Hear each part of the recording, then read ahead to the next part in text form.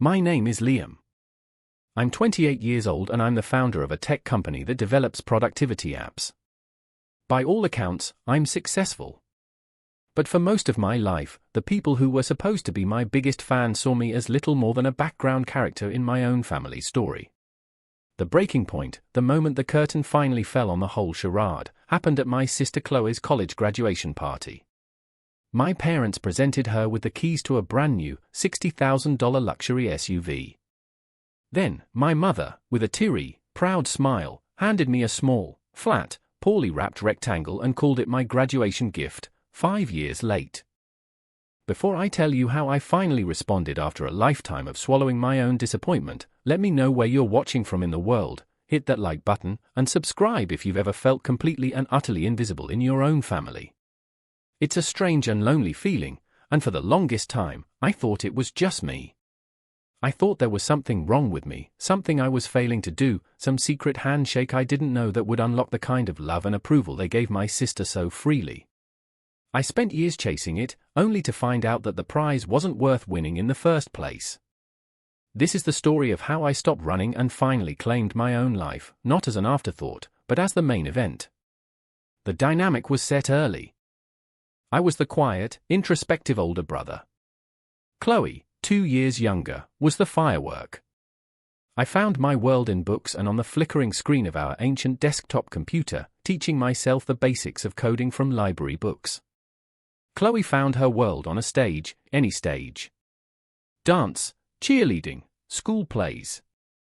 She was effervescent and charming, and my parents orbited her like she was the sun. I remember one summer when I was 12 and she was 10. We both brought home our final report cards. I had straight A's, perfect marks in math and science. My father glanced at it, gave me a solid pat on the shoulder, and said, "Good work, champ. Knew you had it in you." It was filed away. Chloe came home with 3 A's and 2 B's. That evening, there was a brand new, shimmering purple bicycle with streamers on the handlebars waiting for her on the porch. To celebrate our little star's hard work, my mom announced. When I quietly asked later why Chloe got a bike for her grades, my mother just tousled my hair. "Oh, honey," she said with a soft, dismissive smile. "You're naturally smart. It comes easy to you. Chloe has to work so much harder for it. We have to encourage her." The logic was baffling.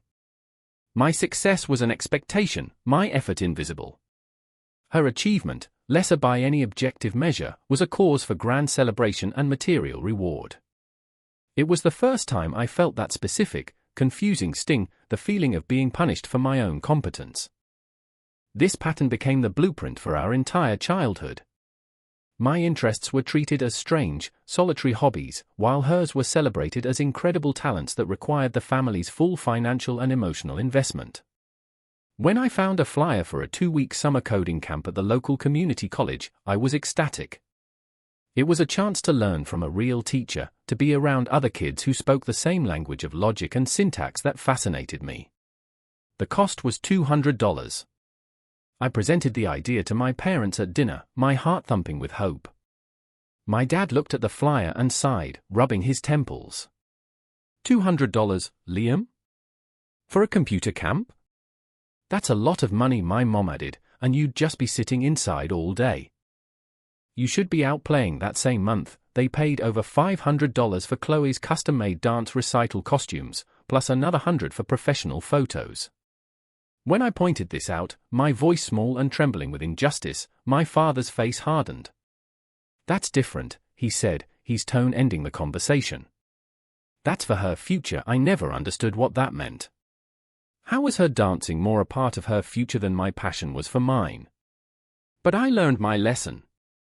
My passions were inconvenient expenses. Hers were essential investments. I stopped asking. I learned to be self-sufficient, to find my own way, because it was clear no one was going to pave it for me. I started mowing lawns in the neighborhood, saving up every dollar for the things I wanted, learning that if I needed support, the only person I could rely on was myself. By the time we were in high school, the chasm between us was miles wide. Chloe was a cheerleader, the social queen of her class. Her life was a whirlwind of parties, football games, and friendships that my parents followed with the rapt attention of sports fans tracking their favorite team. They knew the names of all her friends, the drama with her latest boyfriend, the politics of the cheer squad. My life was quieter. I got a job at a local electronics store, not for pocket money, but with a singular goal, to build my own computer. I spent hours researching components, saving every penny from my paychecks. My parents saw this not as ambition, but as an opportunity. "Liam, we're a little tight this month," my mom would say, just as a bill was due. "Could we just borrow $100 from you? We'll pay you back." They never did. And I'd see a new pair of expensive sneakers for Chloe, or hear them talking about booking a weekend trip for her cheer competition, and I'd know exactly where my money went. It wasn't borrowed, it was reallocated. My hard work was a slush fund for her celebrated lifestyle. The final insult of my high school career came when it was time for college applications. I had the grades and test scores for a top-tier state university's computer science program. I was determined to go. They sat me down for a serious talk. "Liam, that's a very expensive school," my dad said, gravely. "Why don't you think about community college for a couple of years? You could live at home, save some money." The translation was clear: "We don't want to pay for your college." A week later, I overheard them telling Chloe she could apply to any private university she wanted on the East Coast. "Don't you worry about the cost, sweetie," my mom cooed. "We'll take care of our girl." That was the moment I stopped seeing it as simple favoritism and started seeing it for what it was, a fundamental difference in how they valued their children. I was a utility. She was an ornament. I didn't go to community college. I won a small academic scholarship to the state university I wanted, took out a mountain of student loans to cover the rest, and worked 3 different jobs to stay afloat. My life was a frantic cycle of classes, coding, bussing tables at a diner, and shelving books at the university library. I lived in a cramped, drafty apartment with 2 roommates, eating instant noodles more nights than I could count. I barely spoke to my parents. When I did, the calls were short. "How are classes?" they'd ask, a perfunctory check-in before launching into a detailed, 20-minute saga about Chloe's amazing sorority life at her expensive private school. They never asked if I was okay, if I needed anything. They never visited. It was during this time, in a crowded computer lab at 2 in the morning, fueled by cheap coffee and desperation, that I met Sarah. She was a business major, just as driven as I was, but with a warmth that seemed to melt the cold fortress I had built around myself. She saw me. Not the quiet, awkward coder, but the person underneath. She listened to my ideas for an app, a simple tool to streamline workflows, and her eyes lit up. "Liam, that's brilliant," she said, and her belief in me was like water in a desert. She became my ally, my partner, my proof that I wasn't invisible. I graduated with high honors, top of my class. My parents didn't come to the ceremony. "It's a long drive, and Chloe has a formal that weekend," my mom explained over the phone. "But we're so proud of you." "Well done, son." There was no party. No gift.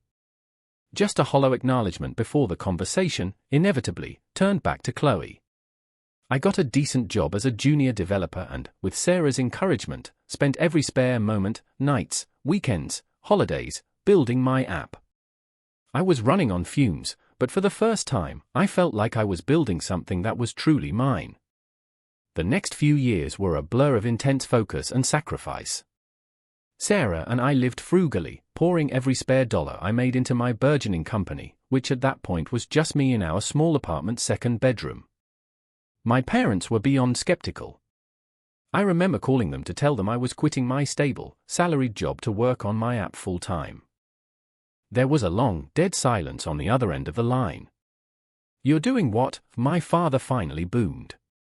"Are you out of your mind? You have a good job, with benefits. You're throwing it all away for some silly computer game." I tried to explain that it wasn't a game, that it was a legitimate business with a growing user base, but it was like talking to a brick wall. To them, a real job was something you wore a tie to, something safe and predictable. My world of code, venture capital, and user acquisition was alien and, in their eyes, foolish. "Don't come crying to us when this all falls apart," my mom said, her voice laced with a strange mixture of concern and a sort of "I told you so" glee. The conversation ended with them reminding me that Chloe had just landed a prestigious, and unpaid, internship at a major marketing firm in New York, a city where they were happily funding her expensive apartment. The contrast was, as always, stark and painful. But their doubt was fuel. It solidified my resolve. I had Sarah, and her faith was enough. For 18 months, we lived and breathed the app. Then, the impossible happened. My little productivity tool caught the eye of a major tech giant. After a whirlwind of negotiations, they made an offer to acquire it. The number they offered was staggering. It was life-altering, generational wealth. Overnight, I went from a struggling entrepreneur to a multimillionaire. Sarah and I just sat on our living room floor and cried. I called my parents to share the news. Their reaction was muted, disbelieving. "Oh, that's nice, honey," my mother said, as if I'd just told her I got a small raise. "Are you sure you read the contract right?" They simply couldn't comprehend it. In their minds, I was still the foolish son playing with his computer. My success didn't fit their narrative, so they dismissed it. And that brings us back to the party. The backyard of my childhood home was decked out in my sister's university colors. Balloons bobbed in the breeze, a catered buffet lined one wall, and dozens of relatives milled about, sipping champagne. Chloe, glowing in a white sundress, was the undisputed center of the universe. My parents were beaming, their pride so thick you could cut it with a knife. Sarah and I found a quiet corner, feeling more like distant observers than family. Then came the main event. My dad clinked a glass for attention and launched into a gushing speech about Chloe. He called her their shining star, their greatest achievement. He talked about her ambition, her grace, her bright future in the world of communications. I stood there, a polite, fixed smile on my face, feeling the familiar, dull ache of being erased. "And because you've worked so hard and made us so proud," my dad concluded, his voice thick with emotion, "we wanted to get you something to start you off on your next journey." He led everyone to the front of the house. There, in the driveway, sat a gleaming white luxury SUV, a monstrosity of a vehicle, topped with a comically large red bow. Chloe burst into theatrical tears. Everyone applauded. My mom hugged her, crying too. "You deserve it, my sweet girl. You deserve everything." I watched the scene unfold, feeling a strange detachment. The hurt was there, of course, a familiar old friend. But something else was there too, a cold, hard clarity. This wasn't about me. It never had been. Their love was conditional, transactional, and I was simply on the wrong side of the ledger. I had made my peace with that, also I thought. I was financially independent. I had Sarah. I didn't need their approval. But I wasn't prepared for what came next. Later, as the crowd thinned and the sun began to set, my mother found me by the now decimated dessert table. She was holding a small, flat rectangle wrapped in flimsy birthday-themed paper. Her smile was beatific, the smile of someone who believes they are performing an act of profound kindness. "We didn't forget about you, sweetie," she said, her voice soft and conspiratorial. "I know your graduation was a few years ago now, and we didn't do much for it, but we wanted to finally give you a little something to mark the occasion." She pressed the object into my hand. It felt weightless, insignificant. For a wild, foolish second, a part of me, the 12-year-old boy who just wanted a bike, hoped. Maybe it was a check. Maybe it was a sentimental photo. Acknowledgement, however late, however small. I peeled back the paper. Inside was a black plastic picture frame, the kind you buy in a multipack at a dollar store. And in the frame, printed on cheap copy paper from our home printer, were the words, "The journey of 1,000 miles begins with a single step." I stared at it. The font was Comic Sans. A wave of something that wasn't quite anger, but more like a profound, hollow shock, washed over me. After a $60,000 car for her, this was my portion. A platitude in a 99-cent frame. It wasn't just cheap, it was thoughtless. It was an insult packaged as a sentiment. It was the emotional equivalent of them tossing a penny in my direction while lighting a pile of cash on fire in front of my sister. I looked from the frame to my mother's expectant face. I looked over at my father, who was laughing with my uncle, gesturing toward Chloe's new car. I looked at Sarah, who had come to stand beside me. She saw the frame in my hand, saw the look on my face, and her expression shifted from polite cheer to sharp concern. In that moment, something inside me, a cord of hope and filial duty I didn't even know was still there, finally, definitively, snapped. I didn't cause a scene. I didn't yell or throw the frame on the ground, though every fiber of my being wanted to. I simply held it, my knuckles white. I waited. I waited until most of the guests had departed, until the caterers were packing up, until the only people left were my parents, Chloe, Sarah, and me. I walked into my father's study, the room where all the serious talks and dismissals had happened, and calmly asked them to join me. Chloe came in, still giddy, dangling her new, ridiculously heavy keychain. "What's up, Liam? Don't tell me you're going to give me a lecture about responsible driving," she laughed. I didn't. I walked over to my dad's polished mahogany desk and placed the cheap plastic frame right next to her shiny car keys. The contrast was almost comical. "I want to talk about these gifts," I said, my voice steady and low. "Let's start here." I tapped the frame. "This is what you got me for graduating at the top of my class in computer science after paying my own way through school." Then I gestured to the keys. "And that is what you got Chloe for graduating from a university you paid for entirely." My mother immediately bristled. "Liam, you are being so dramatic and ungrateful." "It's the thought that counts." "What was the thought, Mom?" I asked, my voice still calm. That a quote from the internet was an adequate acknowledgement of 5 years of work. I'm not talking about the money. I'm talking about the message. For 20 years, the message has been the same. Chloe's dance costumes were an investment, but my coding camp wasn't. Her social life was a priority, but my part-time job earnings were your emergency fund. Her future was worth going into debt for, mine wasn't worth a car ride to my own graduation. My dad stepped forward, his face turning red. "That's not fair. We always supported you in the way we knew how. We knew you were tough, Liam. You're a survivor." Chloe needed more help. "She's more sensitive," that was it. That was the line they had always used. And then Chloe, with the breathtaking entitlement only a true golden child can possess, chimed in. "Oh my God," she whined. "Are you seriously trying to ruin my graduation day because you're jealous of my car?" Jealous. The word hit me like a splash of cold water. And with it, the calm I had been clinging to finally evaporated. Not into rage, but into a white-hot, focused anger. Jealous? I let out a short, sharp laugh that had no humor in it. "No, Chloe, I'm not jealous of your car. I could buy 10 of them in cash tomorrow morning and not even notice it on my bank statement. I could buy this house from Mom and Dad and lease it back to them for $1 a year. Does that shock you?"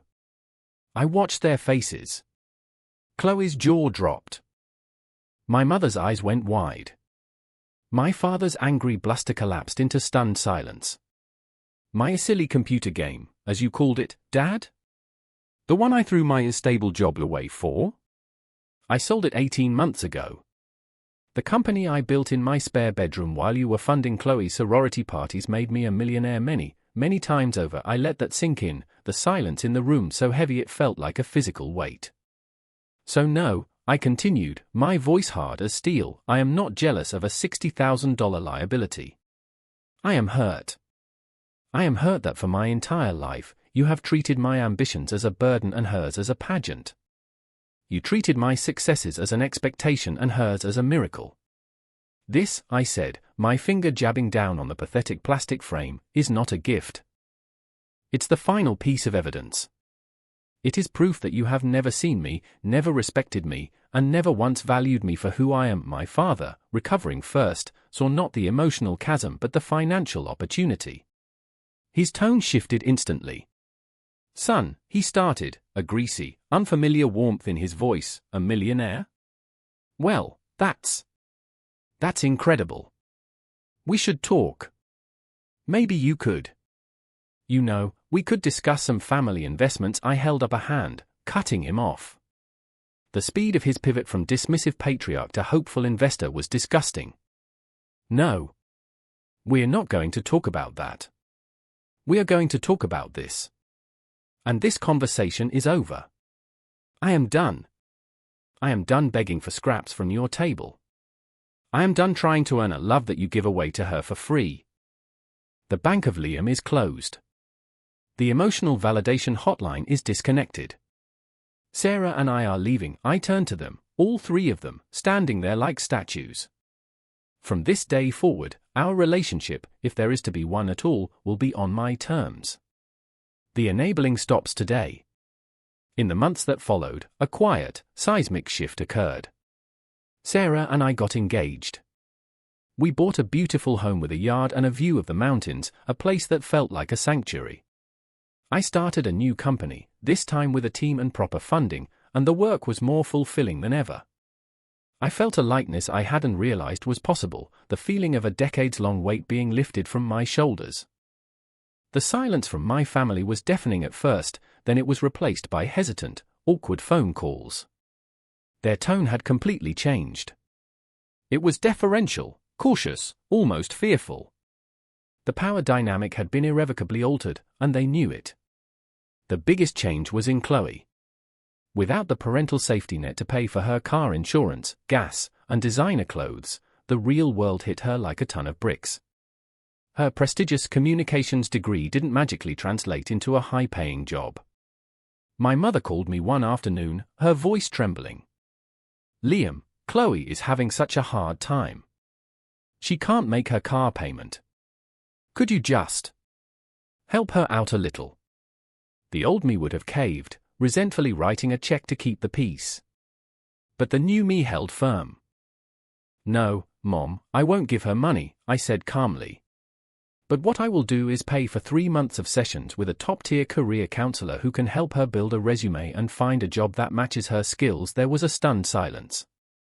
They had expected cash, not a practical solution that required Chloe to do the work. Reluctantly, they accepted. It was a small step, but it was a step on a new path, one paved with boundaries instead of resentment. The journey is far from over. Our relationship is strained and strange, but it is, for the first time, honest. I learned the hardest lesson of my life that day at the party: you cannot force someone to value you. Seeking validation from people who are incapable of giving it is a prison of your own making. The only key is to stop asking, to turn around, and to walk out the door into your own life. And my life, the one I built for myself, is more beautiful than anything they ever could have given me. Have you ever had to be your own biggest supporter when the people who were supposed to be in your corner weren't? Tell me your story in the comments below, I'd love to read them. And as always, don't forget to like and subscribe for more stories.